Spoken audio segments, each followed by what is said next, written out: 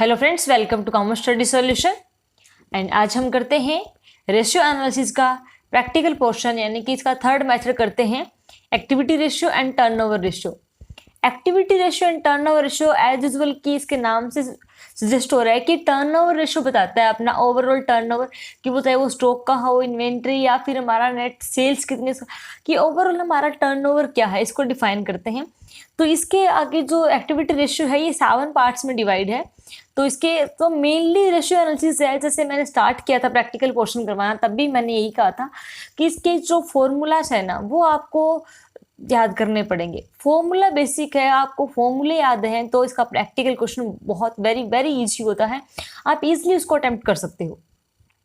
तो इसका फॉर्मूले है, आपको वो ध्यान में रखना पड़ेगा। पहला जो इसका पोर्शन है क्या है, ये स्टॉक टर्नओवर रेशियो एंड या इसको इन्वेंट्री, यानी कि स्टॉक और इन्वेंट्री है वो एक ही चीज़ है। तो स्टॉक टर्नओवर रेशियो और इन्वेंट्री टर्नओवर रेशियो डिफाइन किया है, तो ये एक ही है। स्टॉक टर्नओवर रेशियो ये किसी भी नाम से आ जाए, बात एक ही है। तो इसका किसके रिलेशन को डिफाइन करता है स्टॉक टर्नओवर रेशियो, ये किसकी डिफाइन करता है, cost of goods sold and average stock, इन दोनों के रिलेशन को डिफाइन करता है। ठीक है, यानी कि रिलेशन को डिफाइन करता है। दैट मीन्स कि cost of goods sales divide by average stock. ठीक है, अब कॉस्ट ऑफ गुड सेल्स है वो हमने कैसे कैसे निकालना है, क्वेश्चन के अंदर क्या गिवन है उसको हमने देखना है। Cost of good sold can be calculated किसकी तरीके से, उसके दो मेथड हैं कॉस्ट ऑफ गुड सोल्ड को कैलकुलेट करने के। हमें ये देखना है हमें क्वेश्चन में क्या चीज़ दी है, उसी के बिहाफ पे क्या है हम आगे कैलकुलेट करेंगे। तो इसका पहला क्या है, कॉस्ट ऑफ गुड सोल्ड, यानी कि ओपनिंग स्टॉक। जितना भी हमारे पास ओपनिंग स्टॉक पड़ा है वो कोई हमने परचेज करी है नहीं, कैरीज पे जो आए। ठीक है, वेजेज उसकी कॉस्ट है ना, यानी कि उस गुड्स को सेल करने का जितना भी हमारे पास ओपनिंग स्टॉक क्या था, या फिर अदर कोई भी डायरेक्ट चार्जेस हमारे लगे हैं परचेजिंग के ऊपर, कैरीज का, वेजेस जो भी हमने दिया है। ठीक है, जो ओपनिंग हमारे पास पड़ा था वो, एंड माइनस क्या कर देंगे हम, क्लोजिंग स्टॉक। जितना सब चीज़ को ऐड करके माइनस क्लोजिंग स्टॉक कर देंगे तो क्या आ जाएगा, कॉस्ट ऑफ गुड्स सोल्ड। या फिर हमें क्वेश्चन में क्या हो, नेट सेल गिवन हो, तो नेट सेल गिवन होगा तो माइनस कर देंगे ग्रॉस प्रॉफिट, तो हमारा क्या आ जाएगा, कॉस्ट ऑफ गुड्स सोल्ड। ठीक है, तो इस तरीके से भी इसको क्या हम कैलकुलेट कर सकते हैं। एवरेज स्टॉक हम कैसे निकालें, किसी भी चीज़ का हम एवरेज करते हैं तो उसमें हम क्या करते हैं, जितने भी आइटम्स हैं उसको हम क्या करेंगे, ऐड करते हैं। जैसे कि 1 2 3 4 5 हमारे यहाँ पे ऐसे आइटम है, इनका हमने एवरेज निकालना है, तो हम क्या करेंगे, इनको ऐड करेंगे एंड डिवाइड बाई कैसे कर देंगे, 4 से डिवाइड कर देंगे। तो उसमें हमारा क्या हो जाएगा कि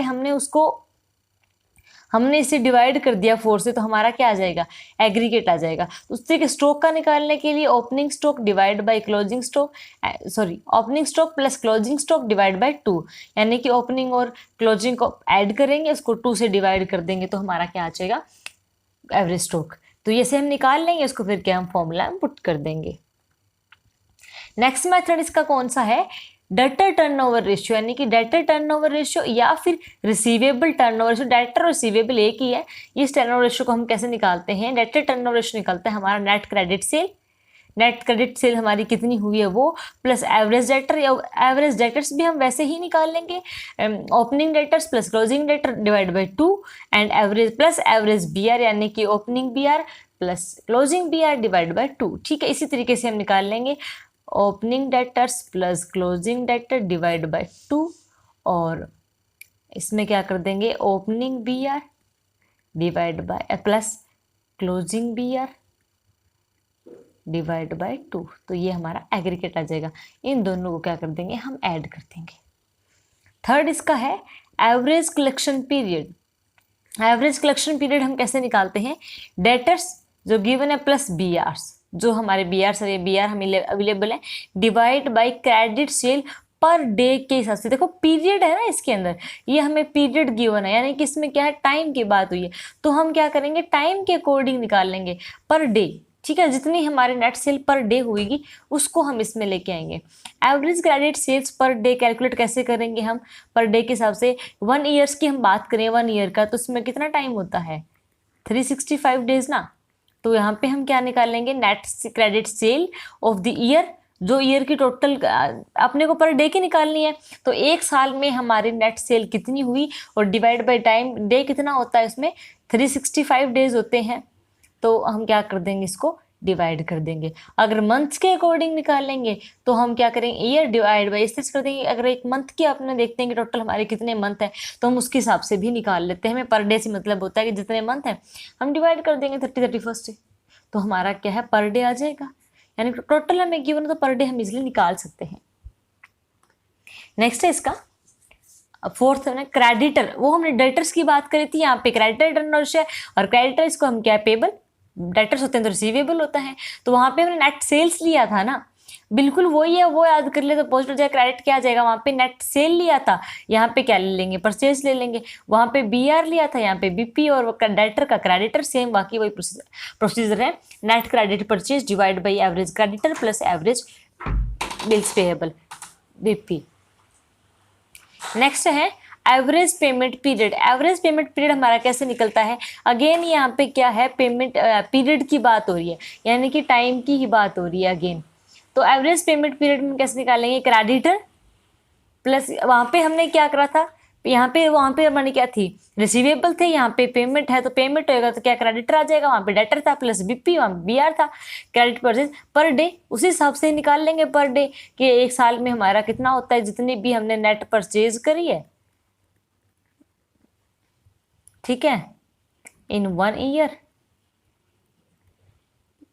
डिवाइड बाई 365, ठीक है।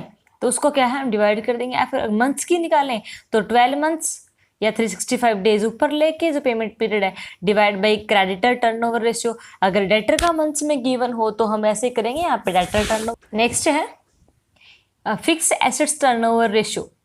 फिक्स एसेट टर्नओवर रेशियो क्या होगा, कॉस्ट ऑफ गुड्स सोल्ड, वो उसी तरीके से निकलेगी जहाँ स्टार्टिंग में हमने निकाली थी, cost of goods sales and net fix assets है, इसके रिलेशन को डिफाइन करता है, यानी कि cost of goods sold divide by net fix assets, ठीक है। तो इसका नेट फिक्स एसेट हमारी कैसे निकलेगी, नेट फिक्स निकालनी है अपने को, तो जो फिक्स है उसमें से हम डेप्रिसिएशन को डिडक्ट कर देंगे तो नेट फिक्स एसेट्स आ जाएगी, ठीक है। नेट निकालने फिक्स एसेट्स में से डेप्रिसिएशन को माइनस कर देंगे तो नेट आ जाएगा, जो भी डिडक्ट हुआ है उसको निकाल देंगे। लास्ट इसका मेथड क्या है, वर्किंग कैपिटल टर्नओवर रेशियो।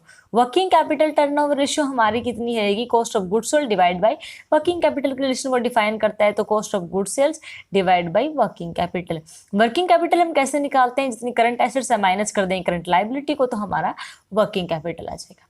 बहुत ही ईजी है फॉर्मूलाज, एंड अगर ये फॉर्मूला याद हो गए तो हमें क्वेश्चन अटेम्प्ट करना और क्वेश्चन करना बहुत ईजी होता है। तो अभी हम इसका एक प्रैक्टिकल क्वेश्चन करते हैं। प्रैक्टिकल क्वेश्चन के अंदर अपने क्या दिया हुआ है, क्या क्या चीज, सबसे पहले हम क्वेश्चन को ध्यान में रखेंगे, में गिवन क्या क्या है। शेयर होल्डर फंड में इक्विटी शेयर कैपिटल है, रिजर्व एंड सरप्लस है, लॉन्ग टर्म लोन्स हैं, तो ये हमें क्या है गिवन है। तो यहाँ पे क्या टाइम पीरियड भी गिवन है, इसमें टर्नओवर निकालना है ना हमें, पर ईयर का कितना है किस हिसाब से होगा। तो हम सपोज करें कि ये क्या है 2011 का है और ये 2012 का है, ठीक है। चाहे इसको हम ले लें इस तरीके से डेट वाइज लें तो इसको 30 यह आ जाएगा 31 मार्च 2011 एंड 2012, ठीक है। इसमें हम क्या डेट वाइज है कि 2011 का है और ये 2012 का है, ठीक है। तो इसके अकॉर्डिंग हमारा शेयर कैपिटल गिवन है, हमें रिजर्व एंड सरप्लस दिया हुआ है, क्या 2 ईयर्स का दिया हुआ है 11 और 12 का, हम देख लेंगे। ये एसेट्स गिवन है, टोटल सेल्स गिवन है, ठीक है। अब हमें इसमें निकालना क्या क्या है, इस चीज़ का हमें ध्यान में रखना है कि हमें क्या क्या निकालना है। क्विक रेशियो निकालना है, equity debt ratio, debtor turnover ratio, inventory turnover ratio, sales capital employed and fixed assets and और टू नेट वर्थ। ये चीज़ें हमें इस क्वेश्चन में फाइंड आउट करनी है। तो इसके लिए सबसे पहले हम क्या करेंगे, बैलेंस शीट प्रिपेयर करेंगे, ठीक है।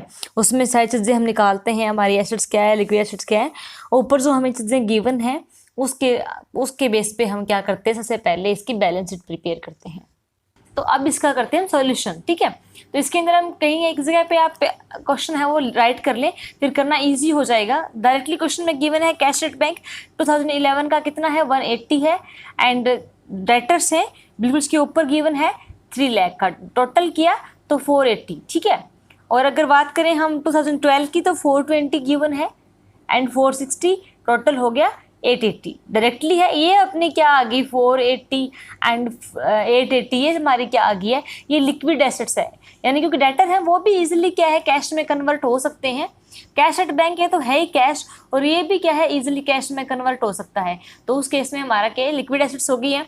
उसके बाद है स्टॉक। स्टॉक गिवन है डायरेक्टली 6 लाख का, बिल्कुल हमने वैसे ही डाल दिया है, 6 लाख का स्टॉक है। एंड ये क्या हो गया हमारा 8 लाख का, तो 8 लाख का हमारा ये हो गया। तो करंट एसेट्स कितनी हो गई, करंट में जैसे स्टॉक भी क्या है, करंट एसेट्स में इंक्लूड होता है, तो टोटल हमारी करंट एसेट्स हो गई 1080 एंड 1680, 16,80,000, 10,80,000। अब हम करते हैं करंट एसेट्स के बाद क्रेडिटर्स कितने हैं इसमें, यानी कि लायबिलिटी की तरफ जाते हैं हम। तो क्रेडिटर कितना है 560, 11 का, 640 किसका आ गया 2011 इसका 12 का, और 40,000 क्या हमारी बीपी है जो 20 बिल पेबल करने वाले हैं, और इसमें क्या हो गया 64, इसको ऐड किया तो ये हमारा 6 लाख क्या आ गया करंट लाइबिलिटी, एंड ये क्या आ गया हमारा 7,04,000 2012 का आ गया।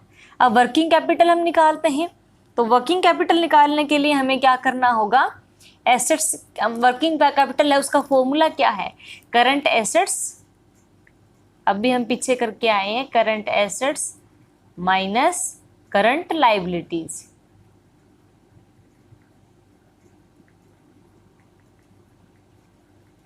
करंट लाइबिलिटीज तो क्या इसमें माइनस कर देंगे हम, 10 लाख में से 6 लाख को माइनस किया, 480 वर्किंग कैपिटल आ गया, ये हमारी वर्किंग कैपिटल आ गई, इसको इसमें से माइनस किया तो 9,76,000 आ गया।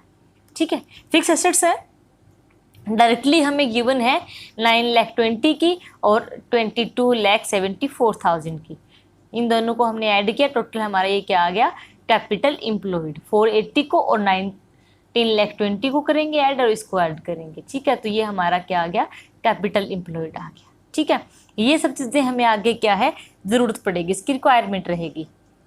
तो अब इसकी जो जो चीज़ें हमें पूछी गई हैं उसको करते हैं। सबसे पहला हमसे क्या पूछा है, सबसे पहला हमसे क्या पूछा है क्विक रेशियो। अब इसको हम करके देखते हैं, हमसे क्या पूछा है क्विक रेशियो। आपको दिमाग में लेके आना है क्विक रेशियो का फॉर्मूला क्या है, ये हमने लास्ट में वीडियो में किया था, liquid assets upon divide by current liabilities.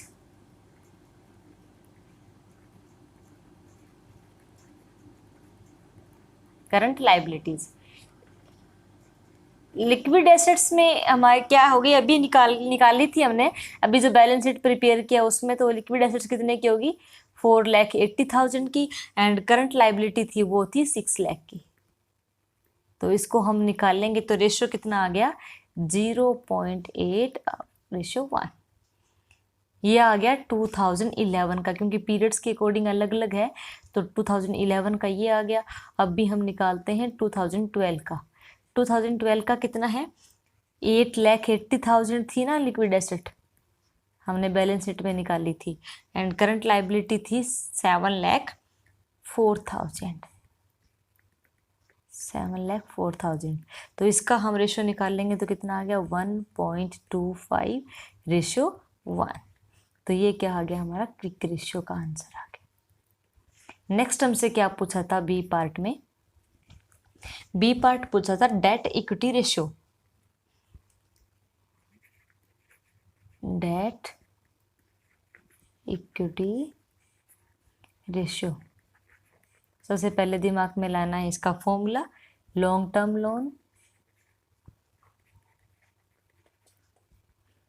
Term loans divide by, किससे डिवाइड करना था नेटवर्थ। लॉन्ग टर्म लोन्स हैं वो दोनों अपने क्वेश्चन में गिवन है। नेटवर्थ है वो हम कैसे निकाल लेंगे, नेटवर्थ हम कैसे निकालते हैं कि जो हमारे रिजर्व एंड सरप्लस है, ठीक है वो, और इसमें हम ऐड क्या कर देंगे शेयर कैपिटल।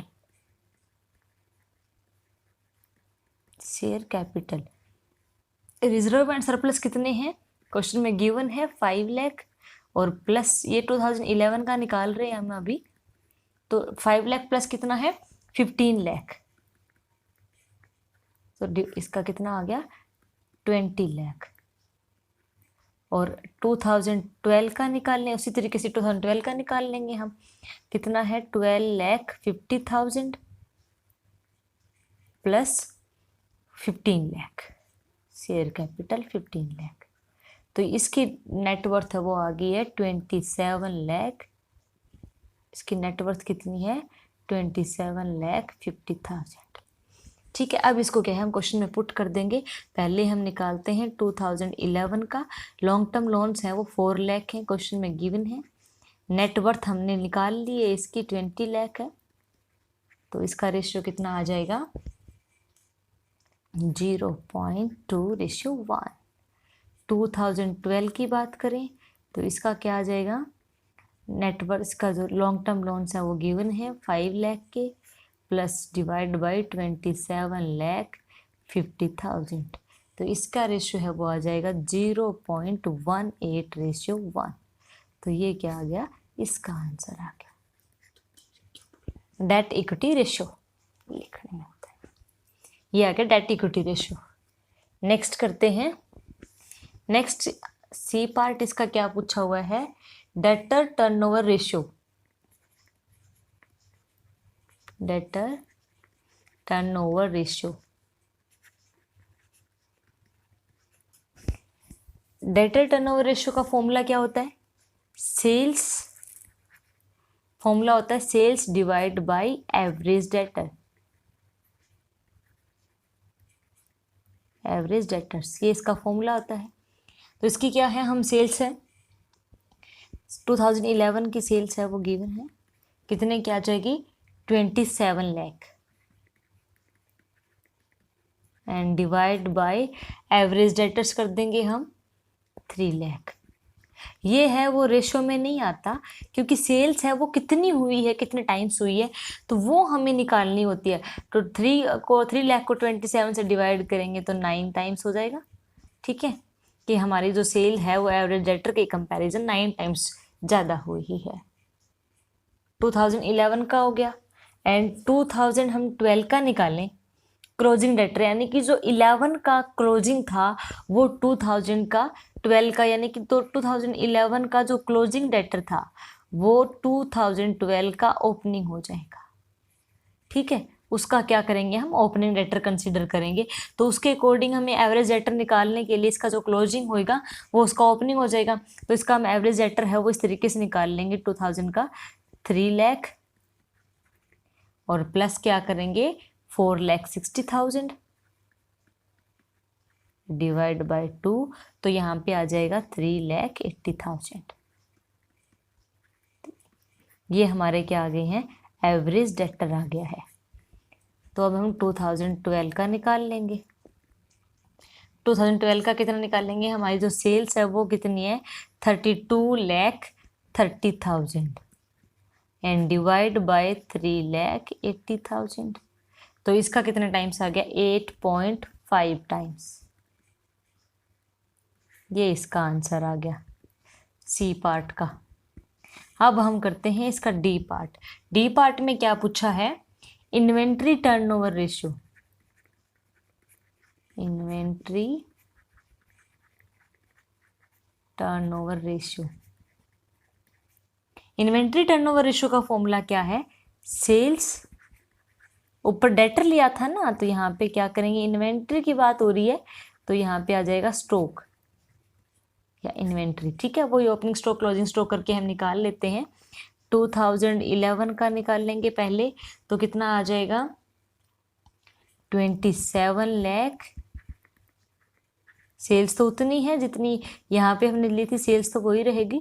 तो 27 लाख डिवाइड बाय एवरेज इसका कितना है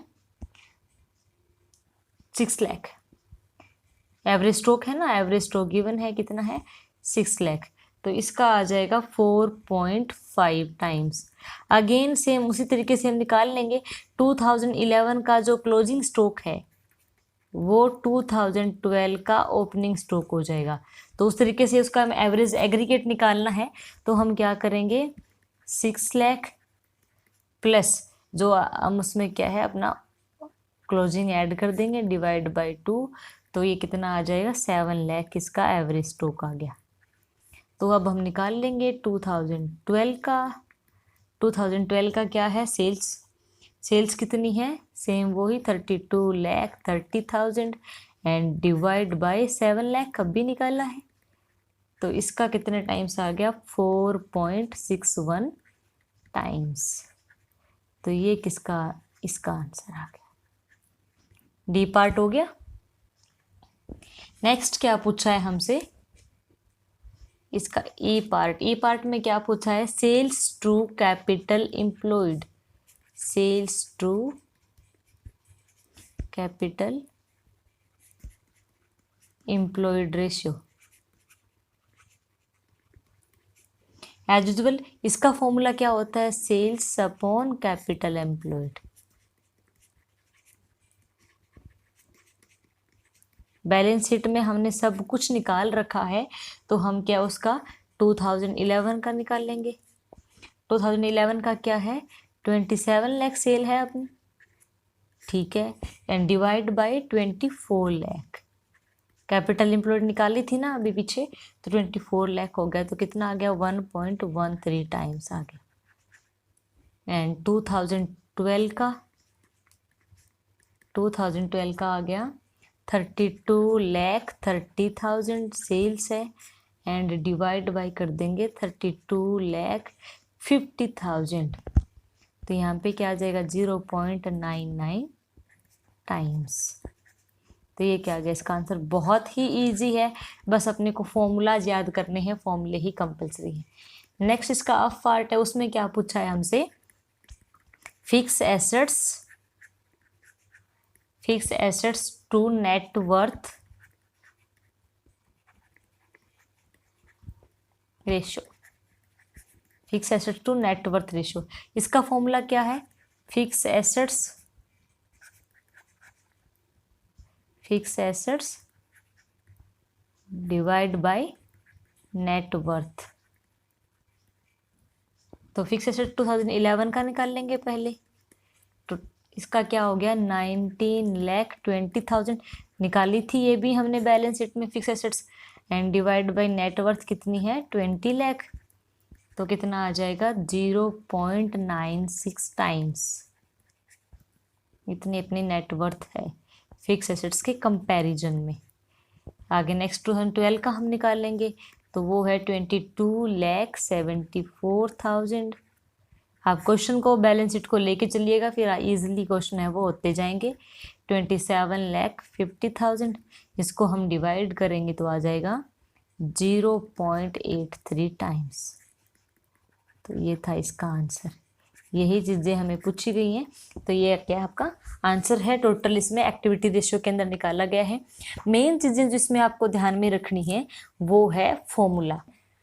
तो आप क्वेश्चन है वो इजीली अटेम्प्ट कर लेंगे। सबसे पहले क्या है, आप क्वेश्चन के ऊपर जाएं, आपसे पूछा क्या गया है, देन क्या है कि जैसे हमने बैलेंस शीट बनाई तो हमारे लिए सब कुछ ईजी हो, क्योंकि सब चीज़ें हमने निकाल ली। करंट एसेट्स है, फिक्स एसेट्स हैं, कैपिटल एम्प्लॉयड कितना है, नेट वर्थ क्या है, हमने वो सारा निकाल लिया। उसके बाद वहाँ से उठाया और फॉर्मूला इनपुट करते गए और ईजिली क्या है आंसर निकलते गए। तो इस तरीके से हमारे क्या है यहाँ पे आंसर है वो निकल जाएंगे।